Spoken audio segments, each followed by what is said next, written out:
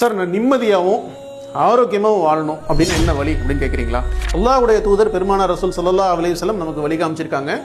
ஒவ்வொரு பெருநாள் தொழுகையிலும் நம்ம 2 அத்தியாயத்தை இமாம்கள் ஓத கேட்டிருப்போம். அதுல ஒன்று அல் அலா, இறைவன் மிக்க மேலானவன்.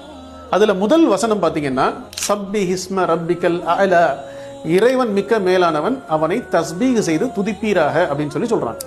நம்மளோட நினைவலைகள்ல 3 லேயர் இருக்கு.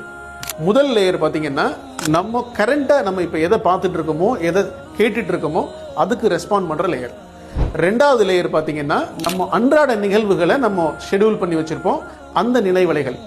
3வது லேயர் பார்த்தோம்னா நம்ம ஃபியூச்சர்ல என்ன பண்ண போறோம், பாஸ்ட் நம்ம என்னென்ன நடந்துச்சு அப்படின்னு சொல்றதை சிந்திச்சுட்டு இருப்போம்.